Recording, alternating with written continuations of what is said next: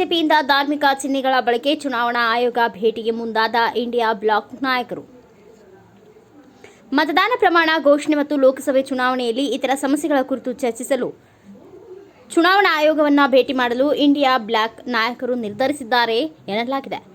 ಪ್ರತಿ ಹಂತದ ಲೋಕಸಭಾ ಚುನಾವಣೆ ಮತದಾನ ನಂತರ ಸಂಪೂರ್ಣ ಮತದಾನ ಅಂಕಿಅಂಶಗಳನ್ನು ತ್ವರಿತವಾಗಿ ಬಿಡುಗಡೆ ಮಾಡಬೇಕೆಂಬ ಬೇಡಿಕೆಯ ಕುರಿತು ವಿರೋಧ ಪಕ್ಷವಾದ ಇಂಡಿಯಾ ಬ್ಲಾಕ್ ನಾಯಕರು ಶುಕ್ರವಾರ ಚುನಾವಣಾ ಆಯೋಗವನ್ನು ಭೇಟಿ ಮಾಡುವ ಸಾಧ್ಯತೆ ಇದೆ ಎಂದು ಮೂಲಗಳು ತಿಳಿಸಿವೆ. ಈ ಮೊದಲು ಸಭೆಯನ್ನ ಗುರುವಾರ ನಿಗದಿಪಡಿಸಲಾಗಿತ್ತು ಎಂದು ಮೂಲಗಳು ತಿಳಿಸಿದ್ರು. ನಂತರ ಅದನ್ನು ಶುಕ್ರವಾರಕ್ಕೆ ಬದಲಾಯಿಸಲಾಯಿತು ಎನ್ನಲಾಗಿದೆ.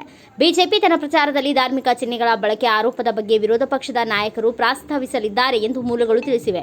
ಕಾಂಗ್ರೆಸ್, ತೃಣಮೂಲ ಕಾಂಗ್ರೆಸ್ ಮತ್ತು ಕಮ್ಯುನಿಸ್ಟ್ ಪಾರ್ಟಿ ಆಫ್ ಇಂಡಿಯಾ ಸೇರಿದಂತೆ ಇಂಡಿಯಾ ಬ್ಲಾಕ್ ಪಕ್ಷಗಳು ಇಲ್ಲಿಯವರೆಗೂ ಪ್ರತ್ಯೇಕವಾಗಿ ಚುನಾವಣಾ ಸಮಿತಿಗೆ ಪತ್ರ ಬರೆದಿದ್ದು ಮೊದಲೆರಡು ಹಂತದ ಮತದಾನ ಅಂಕಿಅಂಶಗಳ ಬಿಡುಗಡೆಯಲ್ಲಿನ ವಿಳಂಬದ ಬಗ್ಗೆ ಕಳವಳ ವ್ಯಕ್ತಪಡಿಸಿವೆ. ಪ್ರತಿಪಕ್ಷಗಳ ಆರೋಪಗಳ ನಡುವೆ ಮತದಾನ ಮುಗಿದ ಕೂಡಲೇ ಬೂತ್ವಾರು ವಾಸ್ತವವಾಗಿ ಚಲಾವಣೆಯಾದ ಮತಗಳ ಅಂಕಿಅಂಶಗಳು ಅಭ್ಯರ್ಥಿಗಳಿಗೆ ಲಭ್ಯವಾಗುತ್ತವೆ ಎಂದು ಚುನಾವಣಾ ಸಂಸ್ಥೆ ಪ್ರತಿಪಾದಿಸಿದೆ. ಕಳೆದ ವಾರ ಬಿಡುಗಡೆ ಮಾಡಿದ ಹೇಳಿಕೆಯಲ್ಲಿ ಮತದಾನ ಪ್ರಕ್ರಿಯೆ ಹಂತದ ನಂತರ ಮತದಾರರ ಮತದಾನ ಅಂಕಿಅಂಶಗಳ ಸಕಾಲಿಕ ಬಿಡುಗಡೆಗೆ ಸರಿಯಾದ ಪ್ರಾಮುಖ್ಯತೆಯನ್ನು ಲಗತ್ತಿಸುವುದಾಗಿ ಆಯೋಗ ಹೇಳಿದೆ. ಕೇವಲ ಕ್ಷೇತ್ರವಲ್ಲ, ಆದರೆ ಮತದಾನ ನಿಜವಾದ ಸಂಖ್ಯೆಯ ಮತಗಳ ಬೂತ್ವಾರು ಡೇಟಾ ಅಭ್ಯರ್ಥಿಗಳಿಗೆ ಲಭ್ಯವಿದೆ. ಇದು ಶಾಸನಬದ್ಧ ಅವಶ್ಯಕತೆಯಾಗಿದೆ ಎಂದು ಹೇಳಿದೆ.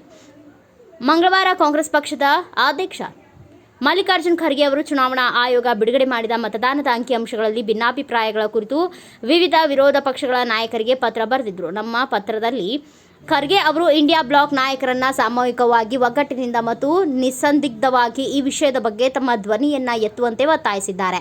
ಏಪ್ರಿಲ್ 30ರಂದು ನಡೆದ ಲೋಕಸಭಾ ಚುನಾವಣೆಯ ಮೊದಲ ಎರಡು ಹಂತದ ಮತದಾನದ ಅಂಕಿಅಂಶಗಳನ್ನು ಆಯೋಗ ಅಧಿಕೃತವಾಗಿ ಹಂಚಿಕೊಂಡಿದೆ. ಅಂಕಿಅಂಶಗಳ ಪ್ರಕಾರ ನಡೆಯುತ್ತಿರುವ ಲೋಕಸಭಾ ಚುನಾವಣೆಯ ಮೊದಲ ಹಂತದಲ್ಲಿ 66.14% ಮತ್ತು ಎರಡನೇ ಹಂತದಲ್ಲಿ 66.71% ಮತದಾನವಾಗಿದೆ.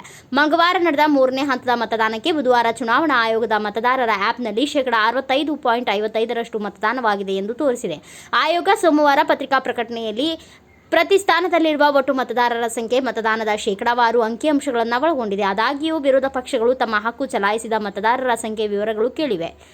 ಚುನಾವಣಾ ಪ್ರಚಾರದ ವೇಳೆ ಪ್ರಧಾನಿ ನರೇಂದ್ರ ಮೋದಿ ಮತ್ತು ಇತರ ಬಿಜೆಪಿ ನಾಯಕರು ಮಾಡಿದ ಭಾಷಣಗಳ ಬಗ್ಗೆ ವಿವಿಧ ವಿರೋಧ ಪಕ್ಷಗಳು ಚುನಾವಣಾ ಸಮಿತಿಯನ್ನ ಸಂಪರ್ಕಿಸಿದ್ದು ಮಾದರಿ ನೀತಿ ಸಂಹಿತೆ ಉಲ್ಲಂಘಿಸಲಾಗಿದೆ ಎಂದು ಆರೋಪಿಸಿವೆ.